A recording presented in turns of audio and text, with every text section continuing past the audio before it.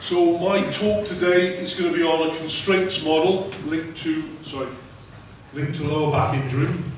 What I will try to do is make some links with potentially what Chris is going to talk about, and maybe link through to some of Julian's stuff that was talked about this morning. So my talk has 6 elements. I'm going to talk about constraints linked to biomechanics, back injury and back pain, and I guess my question is, why are we here talking about back injury?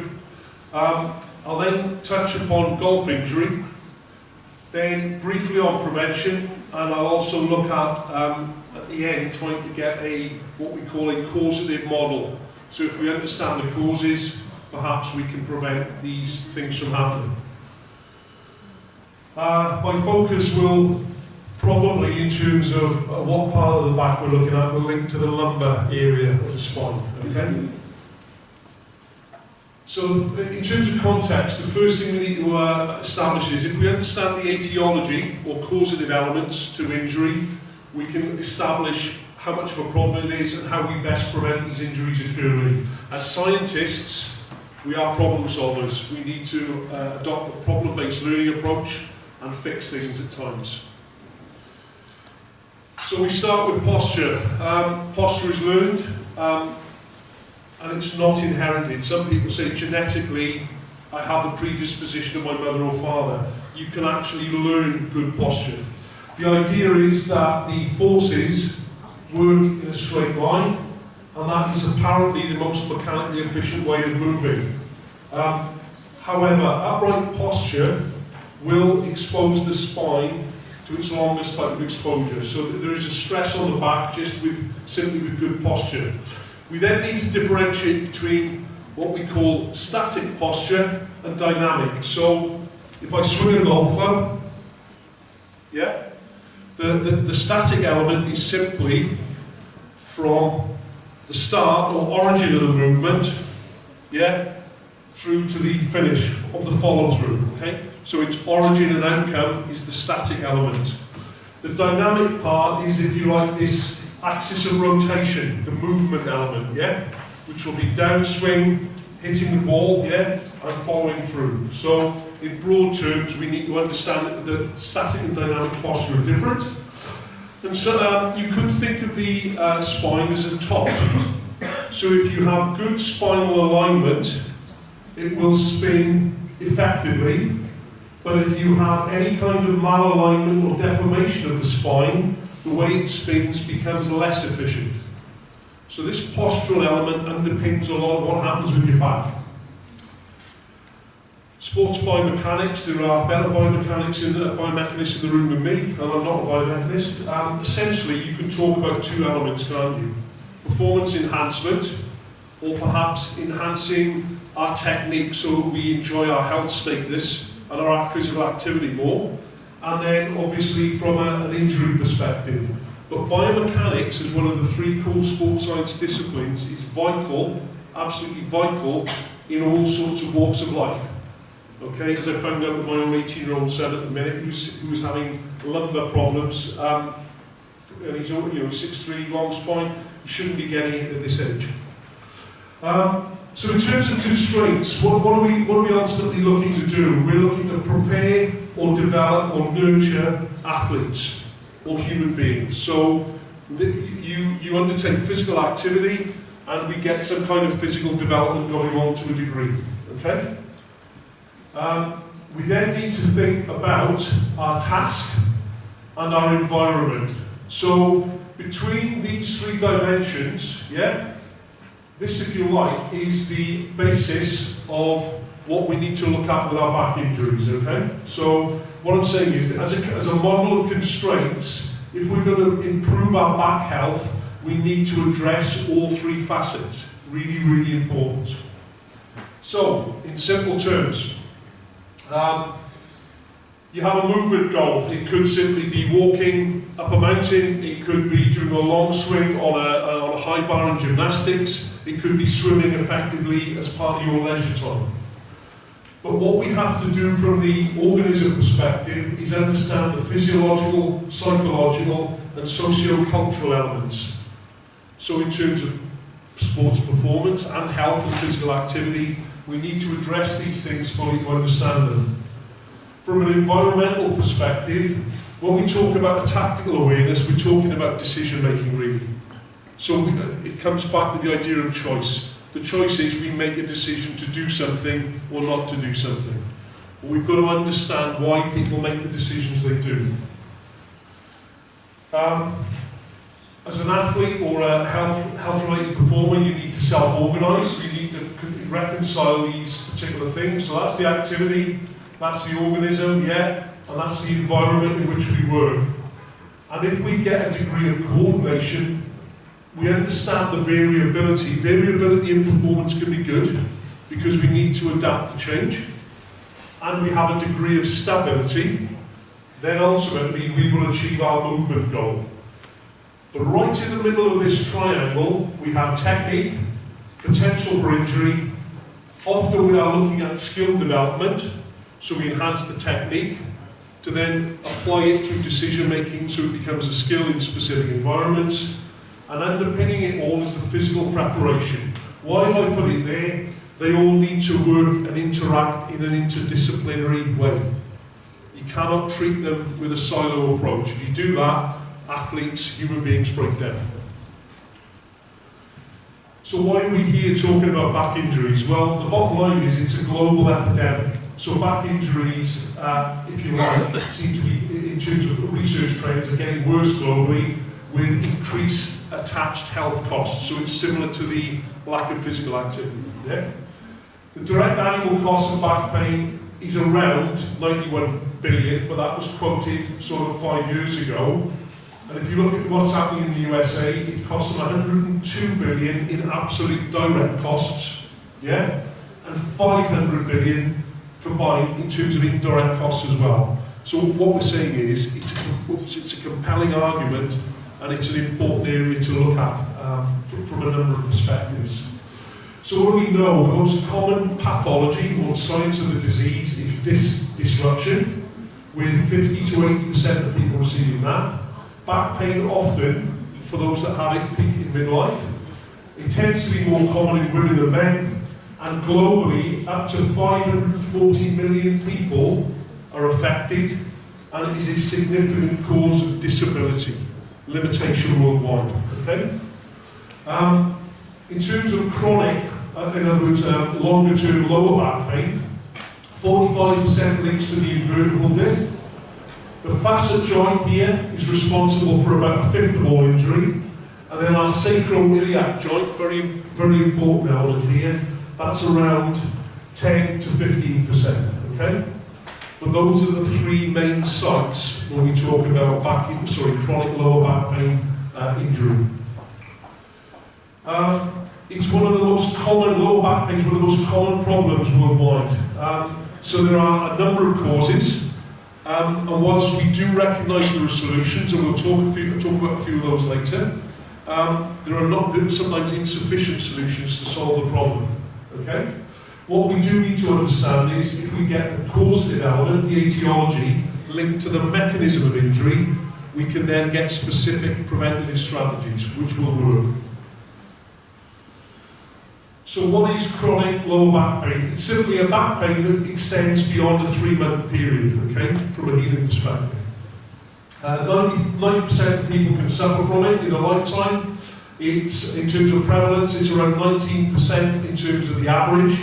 And in a 1 year recurrence, so in other words, you have this lower back pain coming back within 12 months, probably up to 3/4 of the population can receive that, okay? That said, 90% of lower back pain can be resolved within that 3-month period, but 3 months is a long time, and it can affect all sorts of tiers of society. So why have we got more back pain globally? I think Dusan identified it quite rightly. It's a sedentary lifestyle. If we look at the posture that we're in currently, this kind of idea of more complete usage of screens, sitting down is key.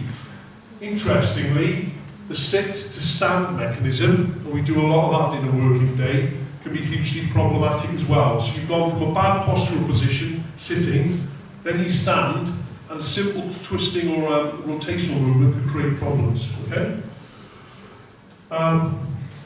The issue is there are lots of, lower back pain is multifaceted, lots of problems to it, and therefore it requires a range of strategies and solutions to prevent and treat. What are the main causes? Trauma, overexertion, or repetitive trauma. And these can translate into everyday activities, yeah? Or it could be something as simple as a postural malalignment, a lack of symmetry in a body part, particularly in and around where your centre of gravity or centre of mass exists. What will lower back pain be influenced by? The type of activity. So if I love mountaineering, you have a slightly different postural response because of the incline and the angle you're moving at. Some people, I've walked mountains in Wales, where I'm from, some people struggle walking down a mountain, okay? It puts a very different stress on the body. Gender, there will be a difference in gender issues there, and it's the intensity and frequency of the activity that needs to be looked at. And then finally, technique, as Sean identified in his biomechanical analysis, is vital. So having a good, robust technique underpins a lot of effective and efficient movement and sports performance. So one of the most common disc disruptions is what we call a subluxation. That simply is a partial dislocation. It sounds bad, but actually that disruption is probably the most common back injury you'll get. If we look at the spine, it's not the only one. You can have a bulging disc here. Where the bulging disc splits, we have a herniated disc. We can have excessive load, thinning of a disc here, and we can have over time a degeneration. So the bottom line is, in this spinal structure, there are a range of injuries that need to be looked at, and they are all fundamentally at times quite different. Okay.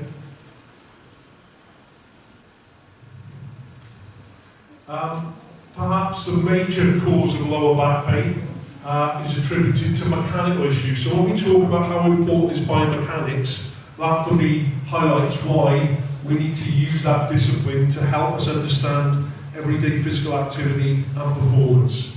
So almost 80 to 90% of all lower back pain links to a mechanical cause. So what does that kind of lead to if you've got a mechanical cause in the lower back? We've got degenerative discs, we can have a disease, a vertebral fracture, a congenital deformity, spondylolysis, it's a good mouthful, but that creates a different curvature of the spine, yeah? And we can get a fundamental, if you like, a long-standing then instability. Okay? So mechanical cause is very important. 4 broad mechanisms of injury. So we can often injure the back through maximal strength work, inability or lack of flexibility, a lack of endurance and a lack of stability. So if we have compromised stability, sometimes that can relate to the way that the muscle innervates, okay?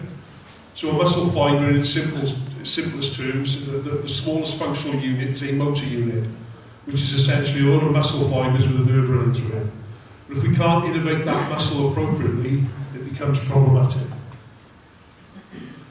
Why have I talked about golf injury? I popped a couple of slides in, so I hope it leads into, sort of links into Chris's stuff, but essentially, golf in Asia has increased, okay? So there are 383 courses in China.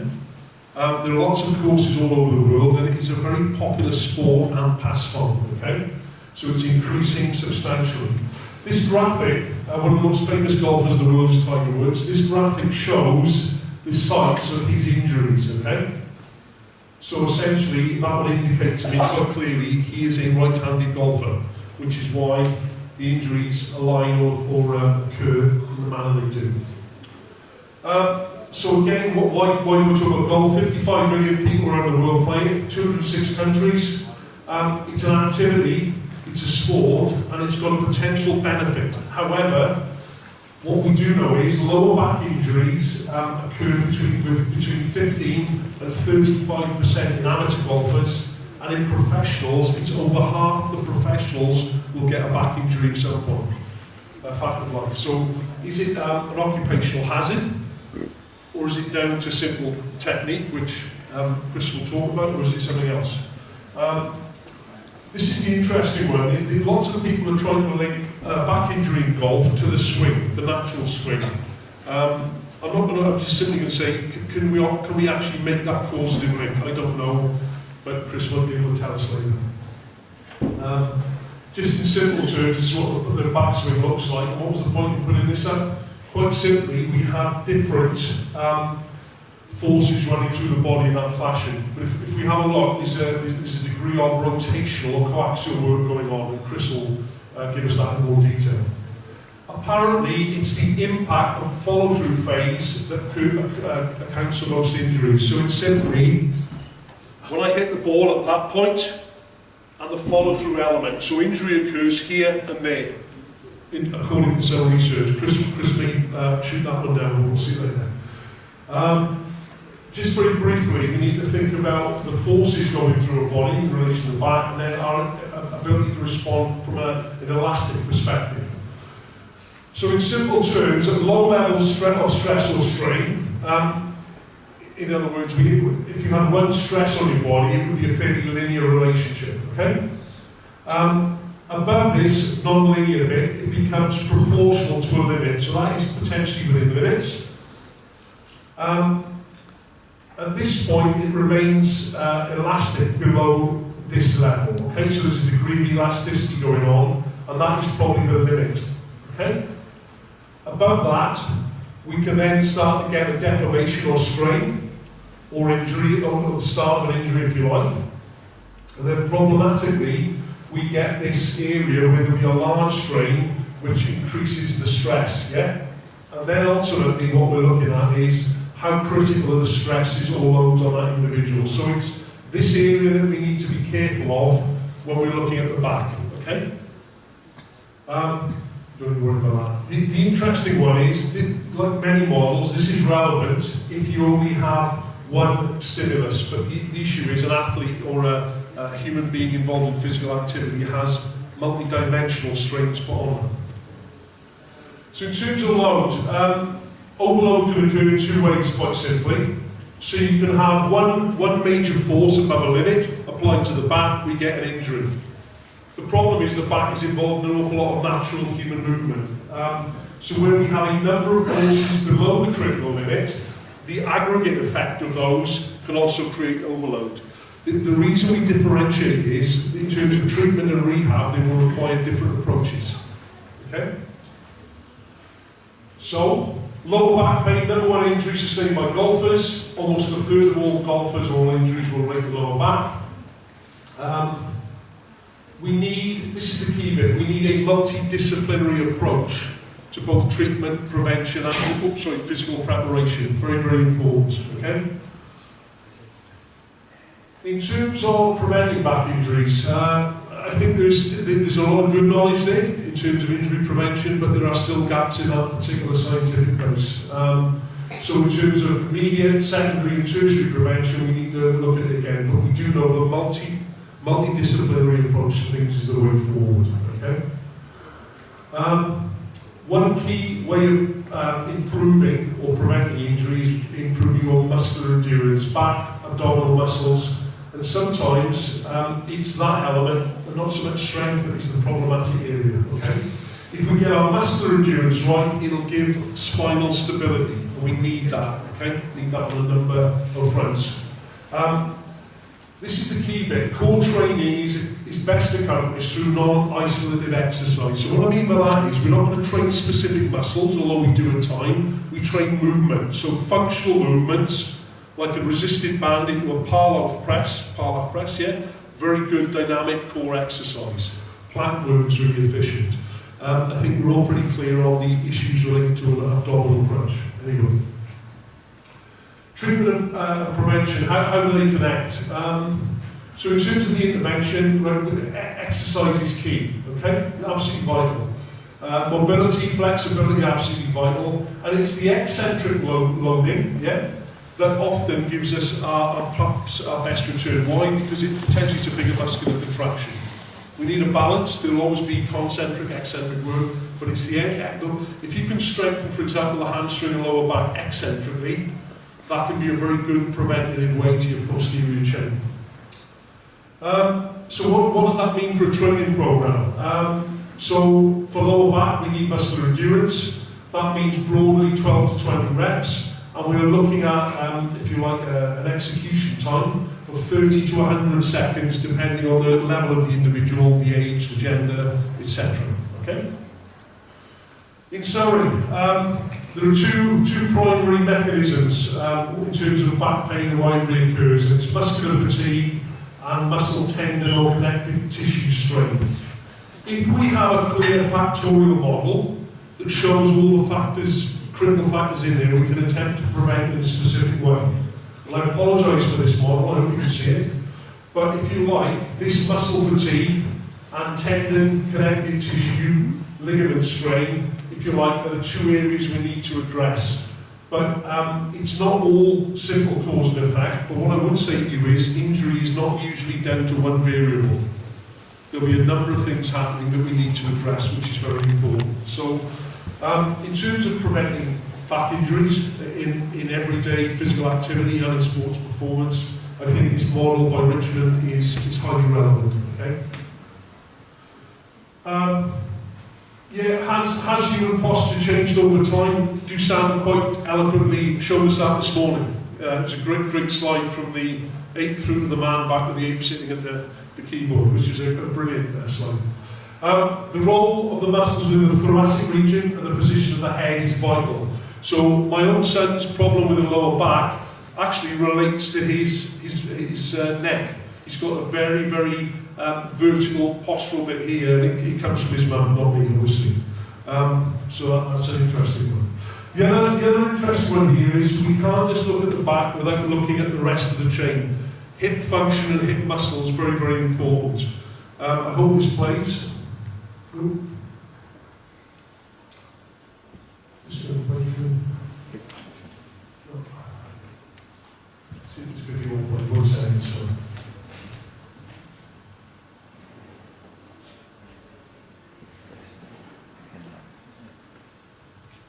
So my question is, this may be really beneficial to running technique in sports performance terms.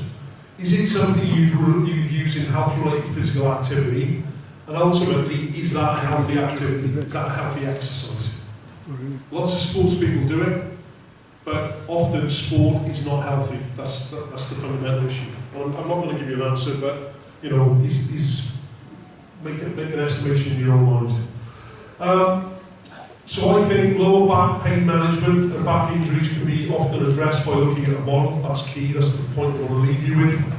I think it's important to understand the difference between stabilisers, mobilisers and this load transfer. That relationship, starting with my #1 slide on posture and balance, stabilisation, recruitment, endurance and strength, and then that functional output, the dynamic functional output, really important. And certainly to finish, there's a bucket of research that says back pain is actually, the incidence is not reducing, and as a consequence the costs are increasing, but it's the same as the physical activity development. This needs to be addressed and worked on. So I'll leave you on that. Thank you.